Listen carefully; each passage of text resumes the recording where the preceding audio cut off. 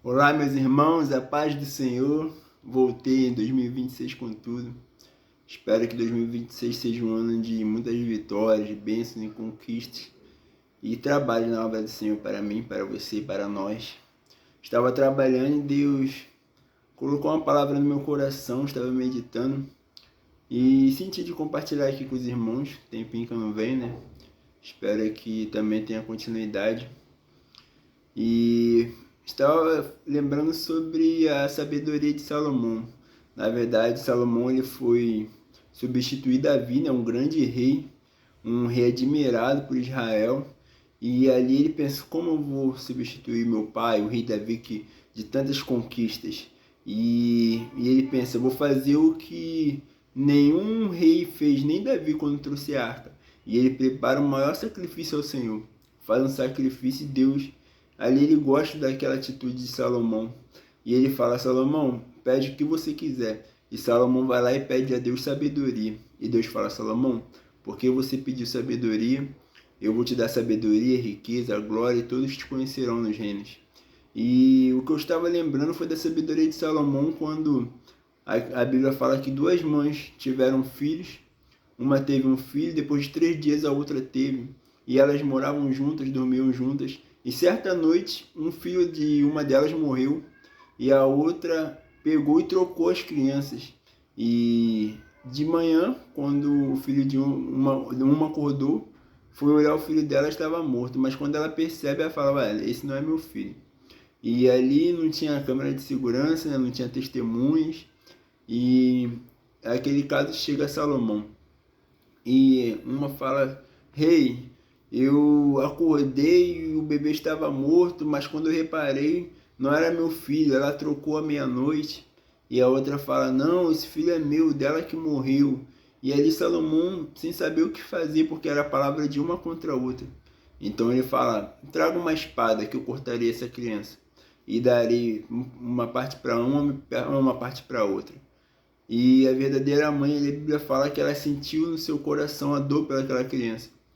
E ela fala, não, meu rei, dá o bebê vivo para ela. Melhor que ele esteja vivo com ela do que morto. E a outra falou, não, então fica metade para cada mesmo. E Salomão, ali com a sabedoria que Deus lhe deu, falou, essa é a verdadeira mãe.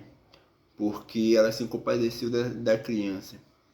E eu meditando essa palavra, lembrei do amor de Deus pela minha vida, o amor de Deus pela sua vida, que João capítulo 3, versículo 16, todos conhecemos, que vai falar, porque Deus amou o mundo de tal maneira que deu seu Filho unigênito, para que todo aquele que nele crê não pereça, mas tenha vida eterna. E a Bíblia vai dizer que o amor de Deus é um amor maior do que aquela mãe, porque aqui no português, né, tudo falamos que é amor, amamos nossa mãe, amamos nossos irmãos, nossos maridos, esposa, amamos até os animais, tudo é amo, eu te amo, eu te amo, eu te amo. E lá no original, eles colocam intensidade nas palavras. E quando vai falar sobre o amor de Deus para com a humanidade, vai falar que é um amor ágape. Traduzindo, a gente fala que é o amor incondicional, o amor que não tem limite, o amor que não tem comparação. E é esse amor que Deus teve por mim e por você, de uma maneira tão grande, sem comparação, que ele chegou a dar o seu filho. A mãe com amor humano, ela queria dar o seu filho ali para que ele tivesse vida. E Deus, com amor sobrenatural, ele deu seu filho para morrer por mim e por você.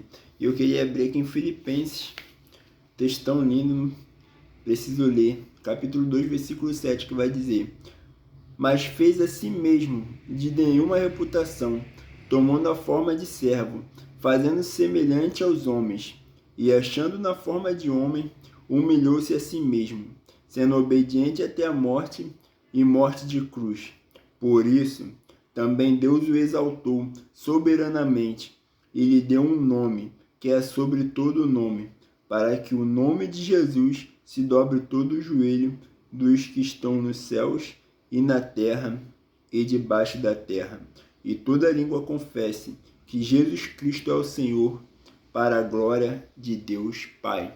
E é esse amor de Cristo Jesus também, que ele sabia que ele iria ao madeiro, que ele iria para a morte, a pior morte que tinha, a morte de cruz.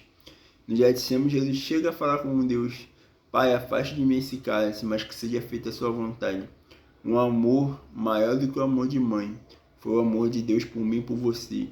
O profeta já vai falar que Deus, ele conhece a gente antes de nascer, antes de chegarmos no ventre da nossa mãe, Deus já nos separou. O salmista vai falar que antes que a palavra chegue à nossa boca, Deus já sabe. Deus nos ama de uma maneira tal que ele entregou seu filho na cruz por nós. E às vezes ouvimos tantas pessoas falar: Deus não me ama, Deus não me ama, Deus me abandonou. E entendemos que Deus não nos abandona. A Bíblia vai falar que podemos ir no mais profundo abismo, no mais alto monte. Lá Deus estará. Que possamos entender esse amor mais uma vez, se algum dia não entendemos e achamos sobre a influência do diabo, porque isso não é do ser humano, porque o ser humano, a Bíblia fala que ele nasceu para ter comunhão com Deus. Deus ia lá no jardim do Éden para ter comunhão com Adão, mas o pecado, ele afasta o homem de Deus. Então, quando nós estamos em pecado, nós sentimos que Deus nos abandonou, mas Deus, ele continua no mesmo lugar, continua no alto e sublime trono. E que possamos entender que o amor de Deus não muda, ele é imutável, ele é ágape, ele é soberano, Deus não pode negar a si mesmo. Então, que possamos nos achegarmos a Deus para compreendermos e participarmos desse amor. Que possamos, nessa noite, nessa tarde, nessa manhã, não importa a hora que você esteja vendo esse vídeo, não importa o dia, que você possa sentir que neste exato momento, Deus continua te amando.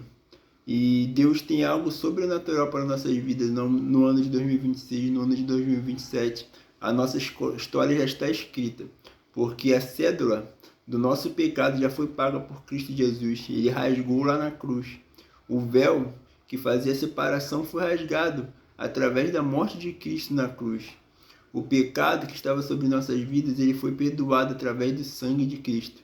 E tudo isso por amor, por mim e por você. Que possamos nunca esquecermos do amor de Deus. Nunca esquecemos que Deus nos ama, nos quer bem. E Jesus já preparou uma morada, como diz João 14, para nós, para os vencedores, para aquele que vencer. Já tem uma morada, uma coroa preparada para nós, que possamos ser vencedores no amor de Cristo Jesus. No amor de Deus que entregou seu Filho, e no amor do Filho, que mesmo sabendo que morreria, ele deixou os céus, ele veio à terra, se fez em forma de homem, sabendo que morreria numa morte terrível, que era a morte de cruz, mas ele morreu, tudo isso por amor, por mim e por você, que possamos também retribuir esse amor a Deus, amá-lo soberanamente, amar a Deus de toda a nossa alma, porque nós temos que ser verdadeiros adoradores, que o adorem em espírito e também em verdade. E não podemos fazer isso sem o amor. Em 1 Coríntios capítulo 13 vai dizer que entre a fé, a esperança e o amor, o maior deles é o amor, porque o amor, ele tudo suporta. Que possamos amar a Deus de todo o nosso coração. E é esse desejo meu, e eu creio que do Espírito Santo e de Deus para nossas vidas também. Agradeço a oportunidade. Só até aqui. Muito obrigado.